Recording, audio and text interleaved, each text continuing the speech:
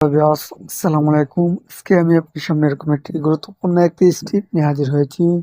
সেই স্টেপটি হচ্ছে যে আমরা কিভাবে ভিডিওতে টাইমলাইন সেট করব।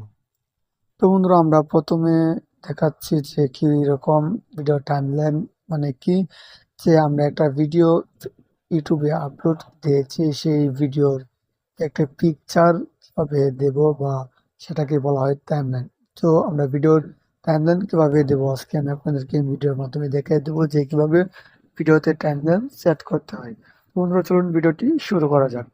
তো বন্ধুরা, আমাদের টাইমলাইন দিতে হলে প্রথমে আমাদেরকে চলে যেতে হবে আমাদের ইউটিউব চ্যানেলে গিয়ে, তারপর আমরা এখান থেকে চলে যাব যে ওয়াইটি স্টুডিও নামে একটি অ্যাপস আছে। আমরা গুগল থেকে ওয়াইটি স্টুডিওটি অ্যাপসটি ডাউনলোড করে তারপর আমরা এখান থেকে এটি অ্যাড করে নেবো। তো এখান থেকে আমি ওয়াইটি স্টুডিওতে এখানে ক্লিক করে দেবো।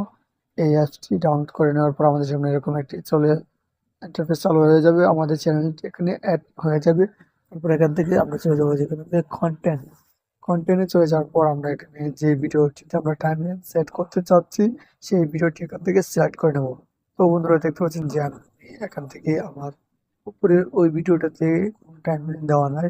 তো আমি এখান থেকে একটি টাইমলাইন অ্যাড করব এই ভিডিওটি থেকে।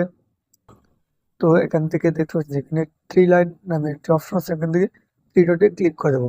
থ্রি ডটে ক্লিক করে দেওয়ার পর আমার সামনে এরকম একটা ইন্টারফেস চালু হয়ে যাবে। তারপর আমরা এখান থেকে এডিট অপশনে ক্লিক করে দেবো। তো বন্ধুরা, এডিট অপশনে ক্লিক করে দেওয়ার পর আমার সামনে এরকম একটা ইন্টারফেস চালু হয়ে যাবে। তারপর এখানে দেখতে পাচ্ছেন যে এখানে পেন নামে একটি আইকন আছে, মানে কলম আইকন। আমরা এখান থেকে ওই কলম আইকনে ক্লিক করে দেবো। কলম আইকনে ক্লিক করে দেওয়ার পর এখানে দেখতে পাচ্ছেন যে কাস্টম, দেখতে পাচ্ছেন যে আমাদের, তো আমরা এখান থেকে এখানে অ্যাড চলে আসছে। আমরা এখান থেকে আমাদের এই টাইমলাইনটি এখানে দিয়ে দেবো।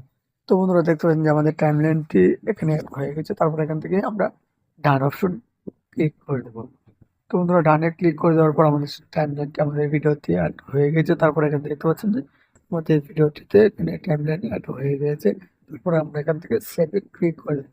বন্ধুরা, সেভে ক্লিক করে দেওয়ার পর আমাদের সামনে এরকম একটা ইন্টারফেস চালু হয়ে যাবে। তারপর এখানে দেখতে পাচ্ছেন যে আমাদের ভিডিওটিতে আমাদের টাইমলাইনটি সেট করা হয়ে গেছে।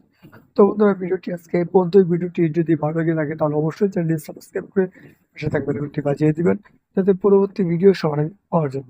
তো বন্ধুরা, আজকে এই পর্যন্তই। ভালো থাকবেন, সুস্থ থাকবেন, আল্লাহ হাফেজ।